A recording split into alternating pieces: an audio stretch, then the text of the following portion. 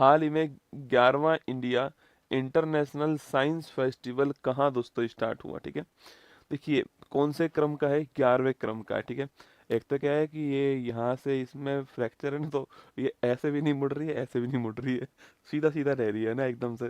तो इसको मोड़ने के लिए पूरा शरीर को मोड़ना पड़ रहा है ऐसे जो है। तो ये भी एक अलग ही टाइप का वो चल रहा है ना, अनुभव कहते हैं इसको। कोई बात नहीं, देखा जाएगा। देखिए क्वेश्चन नंबर फर्स्ट देखिए आप लोग। तो कौन से क्रम का है? ये 11वें क्रम का है। ठीक है, कौन से क्रम का है बेटा? 11वें क्रम का है। इंडिया इंटरनेशनल साइंस फेस्टिवल कहाँ पर हुआ? पंचकुला, पंचकुला हरियाणा के अंदर। पंच पंचकुला हरियाणा के अंदर हुआ। ठीक है, कहाँ पर हुआ? पंचकुला हरियाणा के अंदर जो है यह 11वें नंबर का इंडिया इंटरनेशनल साइंस फेस्टिवल आपका स्टार्ट हुआ। नेक्स्ट क्वेश्चन आपका, इसकी थीम क्या है? तो लिखना विज्ञान से समृद्धि। क्या थीम है इसकी? विज्ञान से समृद्धि जो है यह इसकी थीम है। ठीक है, तो विज्ञान से समृद्धि यह इसकी थीम है। पंचकुला हरियाणा के अंदर हुआ और कौन से क्रम का है? 11वें क्रम का है। ये तीन बातें आपको ध्यान रखना है। किसके लिए हुआ है? आत्मनिर्भर भारत के लिए। किसके लिए हुआ है? आत्मनिर्भर भारत के लिए हुआ है, यह भी आपको ध्यान रखना है। ठीक है, तो आत्मनिर्भर भारत के लिए जो है इसका आयोजन किया गया। विज्ञान से समृद्धि ये इसकी थीम है, पंचकुला हरियाणा के अंदर हुआ है और 11वें नंबर का है, आपको ध्यान रखना है। ठीक है, तो आप आंसर लगाइए। पंचकुला हरियाणा जो है, पंचकुला हरियाणा ये करेक्ट आंसर इसका हो गया। पंचकुला हरियाणा जो है ये ठीक answer, option number D correct answer, ध्यान रखिए। ठीक है, आगे देखिए नेक्स्ट क्वेश्चन, ये आपके सामने फोटो है। 6 नवंबर को स्टार्ट हुआ है, 9 नवंबर तक ये चलने वाला है। और यहाँ पर आपको साइंस टेक मिनिस्टर भारत के जितेंद्र सिंह जी आपको दिखाई दे रहे हैं। ठीक है, क्वेश्चन नंबर 2 देखिएगा आप जो है। हाल ही में 5वां खेलो इंडिया यूनिवर्सिटी गेम्स में पदक तालिका में शीर्ष स्थान किसका है? ठीक है, अच्छा मैं आपसे बात करूं, खेलो इंडिया यूनिवर्सिटी गेम्स कौन से क्रम का है बेटा? 5वें क्रम का है। ठीक है, खेलो इंडिया यूनिवर्सिटी जो गेम्स है आपकी, यह है कौन से क्रम का है? 5वें क्रम का, ध्यान रखना। ठीक है, अगला क्वेश्चन आपके कहाँ पर हुआ है? तो राजस्थान के अंदर हुआ है। कहाँ पर हुआ है? राजस्थान के अंदर।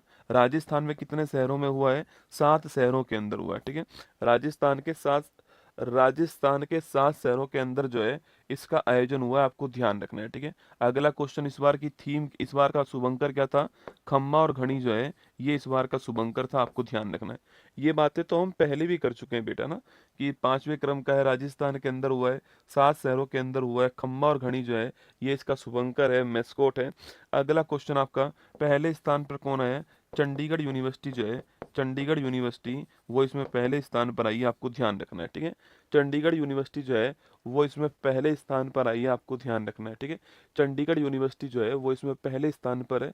चंडीगढ़ यूनिवर्सिटी के पास कितने पदक हैं? 67 पदक हैं। पर ध्यान रखना 67 पदक तो हैं, पर गोल्ड कितने? 42 गोल्ड। LPU जो यूनिवर्सिटी है, लवली प्रोफेशनल यूनिवर्सिटी जो है, उसके पास पदक ज़्यादा हैं लेकिन गोल्ड कम है, इसलिए चंडीगढ़ यूनिवर्सिटी पहले स्थान पर है। ठीक है, तो लिखना चंडीगढ़ यूनिवर्सिटी के पास में 67 पदक हैं, 67 पदक हैं और 42 गोल्ड हैं, इस कारण ये पहले स्थान पर, आपको ध्यान रखना है। ठीक है, कितने मेडल्स स्पोर्ट्स हुए? 23 मेडल स्पोर्ट्स हुए। ठीक है, मतलब कितने स्पोर्ट्स में मेडल के लिए भाग लिया गया? 23 स्पोर्ट्स के अंदर, 23 खेल्स के अंदर मेडल के लिए भाग लिया गया। सर्वाधिक मेडल जीतने वाला कौन है आपके? सर्वाधिक मेडल जो जीतने वाला, लिखना आपके सर्वाधिक पदक जीतने वाला खिलाड़ी कौन है? श्री हरि नटराज। कौन है? श्री हरि नटराज जो है यह सर्वाधिक पदक जीतने वाला खिलाड़ी हो गया। और ये एक आपके तैराक है, आपको ध्यान रखना है। ठीक है, ये तैराक है, ये भी आपको नोट करना है।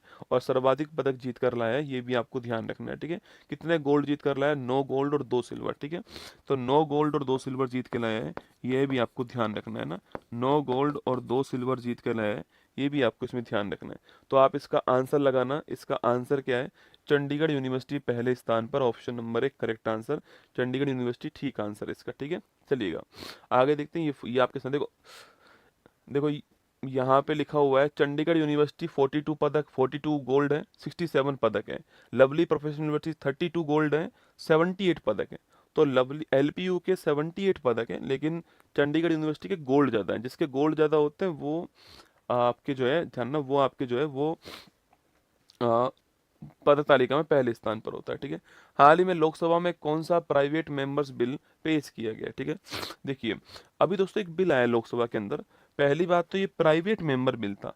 अब आपके दिमाग में सवाल आना चाहिए, गुरुजी प्राइवेट मेंबर बिल क्या होता है? ठीक है, देखो ये बात आपको थोड़ी ध्यान से देखनी है कि सो प्राइवेट मेंबर बिल क्या होता है। तो दो तरह के बिल होते हैं रसगुल्ला। एक तो होता है आपके दोस्तों आपके जिस बिल को मंत्री पेश करें, ठीक है, अगर उस बिल को मंत्री पेश करते हैं तो पब्लिक बिल होता है, ठीक है।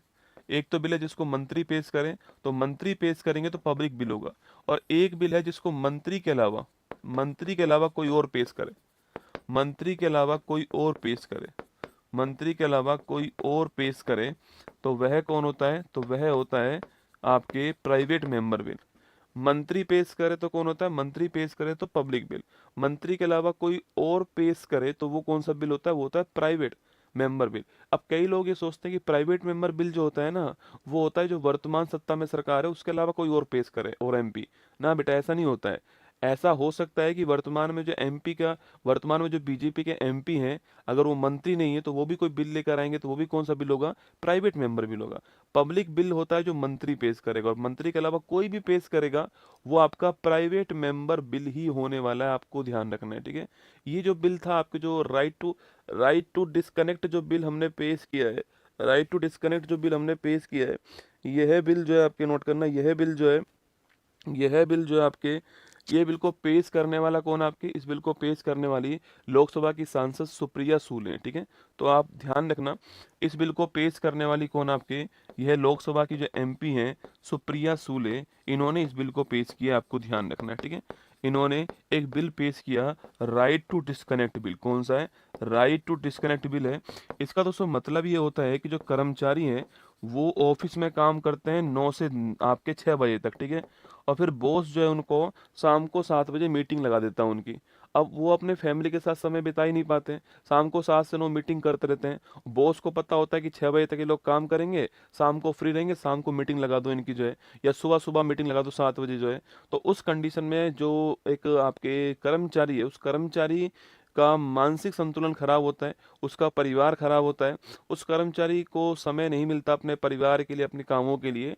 तो इस बिल में ये है कि जैसे ही ऑफिस खत्म हुआ तो आप अपने ऑफिस से डिस्कनेक्ट हो सकते हो, आप उनका कोई भी काम नहीं करोगे। आपको अगर अलग रहना है तो अलग रह सकते हो, आप जो है डिस्कनेक्ट कर सकते हो ऑफिस से, ऑफिस से कोई आपका संबंध नहीं रहेगा। ऑफिस का टाइम खत्म होने के बाद में आप ऑफिस का कोई भी काम नहीं करोगे। ये इस बिल का दोस्तों ऑफिशियल प्रोविजन है, ठीक है। तो इस बिल का प्रोविजन क्या है? इस बिल का प्रोविजन आपके ऑफिस के बाद ऑफिस का कोई भी काम नहीं करना, ऑफिस के बाद ऑफिस का कोई भी काम नहीं करना, कोई भी कार्य नहीं करना। यह आपके क्या है? यह जो है आपके, यह कहलाता है आपके क्या? Right to disconnect bill. आपको ध्यान रखना है, ठीक है। इसके लिए इन्होंने कौन कौन से आर्टिकल्स रखे हैं? तो आर्टिकल 21 रखा है कि भाई सबके पास में गरिमापूर्ण जीवन जीने का अधिकार है। एक आर्टिकल 39 आपकी स्मॉल ई रखा है, ठीक है। 39 स्मॉल ई भी रखा है, ठीक है। 39 स्मॉल ई का मतलब है वर्कर्स की हेल्थ, है ना, वर्कर्स की हेल्थ का भी ध्यान रखा जाए, ठीक है। तो वर्कर्स की जो हेल्थ है इसका भी ध्यान रखा जाए, इसके लिए आर्टिकल 39 जो ई है वो भी इन्होंने रखा है, आपको ध्यान रखना है, ठीक है। एक आर्टिकल 142 भी रखा है, ठीक है। आर्टिकल 42 जो आपके, ये भी इसमें रखा गया है। तो इन आर्टिकल्स को ध्यान में रख के नहीं, ये प्राइवेट मेंबर बिल जो है ये आपके पेश किया गया, सुप्रिया सूले जी ने पेश किया है, नोट करना। और दोस्तों यह जो बिल है आपके, वह किसके लिए पेश हुआ है? राइट टू डिस्कनेक्ट जो है इसके लिए पेश किया गया। ऑप्शन नंबर 1 करेक्ट आंसर, ध्यान रखना है ना। चलिए आगे बढ़ते हैं। No works related calls emails after office hours, right to disconnect bill introduce in Lok Sabha, ठीक है। चलिएगा क्वेश्चन नंबर 4 देखिए। हाल ही में भारत सरकार ने अपनी 8वीं आर्थिक जनगणना कब प्रारंभ करने की दोस्तों घोषणा की, ठीक है। तो 8वीं, देखो एक बात आपको मैं साफ साफ बोल देता हूँ, आप मना करो, आप कुछ भी करो, मैं 10 सवाल करा के ही जाऊंगा। इससे अच्छा है कि आप हौसला बढ़ाओ कमेंट बॉक्स में, ठीक है। आप सर रेस्ट कर लो, सर ये कर लो, रेस्ट करना ही होता तो फिर कुमार गौरव परमानेंट रेस्ट कर चुका होता 6 तारीख को, 7 तारीख को, है ना। अब ये दोबारा जन्म रेस्ट करने के लिए तो नहीं दिया होगा ऊपर वाले ने, ये तो आप भी मानते हो। तो दिया है तो फिर मुझे अपना सबसे बेहतरीन काम करने दो मैं इस दिन का, और वो है मेरी ये वाली क्लास। जो सुकून देती है ना वो ये क्लास है, मैं इसको नहीं लूं, सोचो कल एक्सीडेंट के बाद खड़ा होके सीधा तुम्हारे सामने क्लास ले रहा था, तो अब तो मैं छुट्टी कह ही नहीं सकता ना। अब मुझसे उम्मीद ही मत करो, आप पढ़ो ना पढ़ो मैं पूरा पढ़ा के जाऊंगा, ठीक है, ये मेरा वादा है आपसे।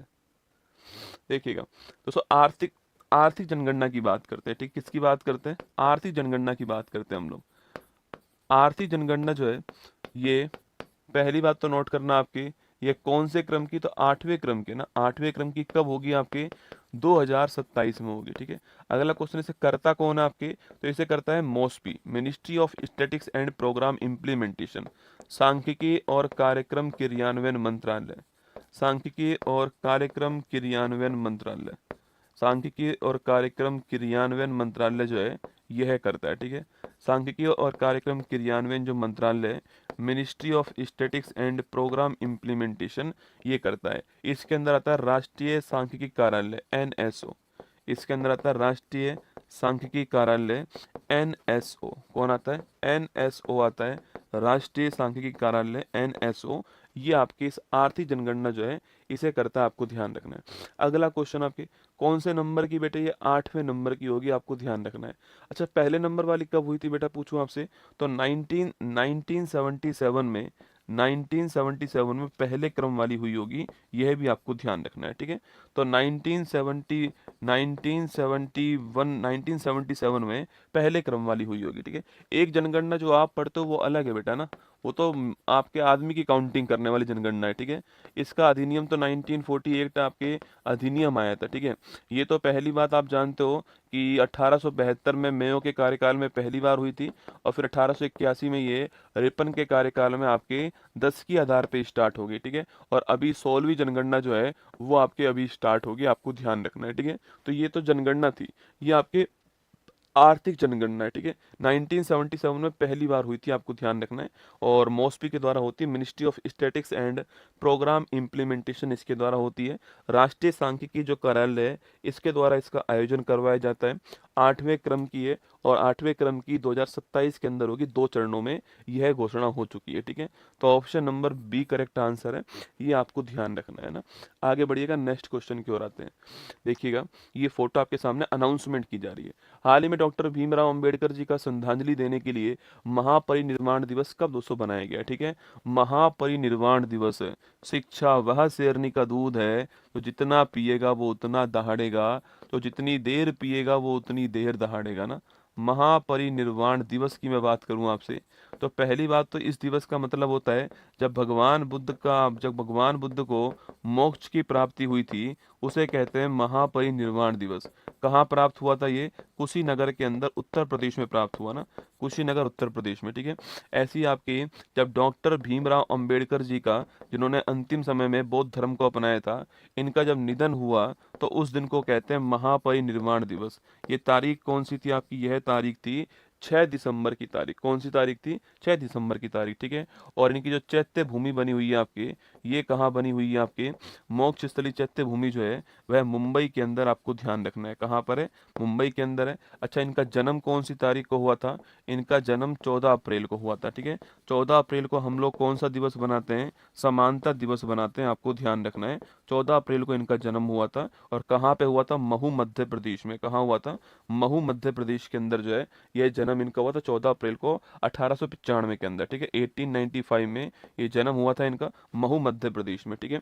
अगर मैं बात करूं आपसे डॉक्टर भीमराव अंबेडकर जी की बात करूं आपसे, तो ध्यान रखिएगा, डॉक्टर भीमराव अंबेडकर जी की आपके पत्रिका का नाम क्या है, तो मूक नायक और बहिष्कृत भारत। क्या नाम है, मूक नायक और बहिष्कृत भारत जो है, ये इनकी पत्रिका का नाम है, आपको ध्यान रखना है, ठीक है। इनकी बुक का नाम पूछूं आपसे, तो इनकी बुक का नाम है एनिहिलेशन ऑफ कास्ट। क्या नाम है, एनिहिलेशन, एनिहिलेशन ऑफ कास्ट जो है, एनिहिलेशन ऑफ कास्ट, ये इनकी बुक का नाम है, आपको ध्यान रखना है, ठीक है। एनिहिलेशन ऑफ कास्ट जो है ये इनकी बुक का नाम है, आपको ध्यान रखना है, ठीक है। इसके अलावा दोस्तों आपकी इंडिपेंडेंट लेबर पार्टी की स्थापना करने वाले कौन थे, यही थे आपके, ठीक है। तो लिखना बहिष्कृत हितकारिणी सभा, बहिष्कृत हितकारिणी सभा, बहिष्कृत हितकारिणी सभा और इंडिपेंडेंट लेबर पार्टी, ठीक है। बहिष्कृत हितकारिणी सभा और इंडिपेंडेंट लेबर पार्टी जो है, इनकी स्थापना करने वाले कौन थे, इनकी स्थापना करने वाले भी यही थे, आपको ध्यान रखना है, ठीक है। तो बहिष्कृत हितकारिणी सभा और इंडिपेंडेंस लेबर पार्टी की स्थापना करने वाले कौन थे, वो भी यही थे, ठीक है। अगर आप लिखना चाहो बहिष्कृत हितकारिणी सभा की स्थापना कब हुई आपकी, तो लिखिएगा बहिष्कृत हितकारिणी सभा की स्थापना 1924 में होती है, और इंडिपेंडेंट लेबर पार्टी की स्थापना कब हुई आपकी, तो इंडिपेंडेंट लेबर पार्टी की स्थापना 1936 में होती है, ठीक है। तो अगर आप अगर आप लिखना चाहो तो लिखिएगा, बहिष्कृत हितकारिणी सभा की स्थापना 1924 में होती है, 1924 के अंदर होती है। और इंडिपेंडेंट जो लेबर पार्टी है आपकी, इसकी स्थापना 1936 में होती है। कब होती है? 1936 में होती है, आपको ध्यान रखना है, ठीक है। अगला क्वेश्चन दोस्तों, इनकी एक बुक है आपके बुद्ध और धम्म, ठीक है। बुद्ध और धम्म जो है, यह भी इन्हीं की बुक है, आपको ध्यान रखना है, ठीक है। तो बुद्ध और धम्म इन्हीं की पुस्तक है। आर्टिकल 32 को संविधान की आत्मा किसने कहा है? आर्टिकल 32 को संविधान की जो आत्मा है, यह भी डॉक्टर भीमराव अंबेडकर जो है, इनके द्वारा कहा गया। प्रारूप समिति के अध्यक्ष कौन थे? तो प्रारूप समिति के जो अध्यक्ष थे वो भी कौन थे आपकी? वो भी डॉक्टर भीमराव अंबेडकर ही थे, आपको ध्यान रखना है, ठीक है। तो चलिएगा, हमने पूछा आपसे यहाँ पर कि इनका महापरिनिर्वाण दिवस कब बनाते हैं? 6 दिसंबर को बनाते हैं, आपको ध्यान रखना है।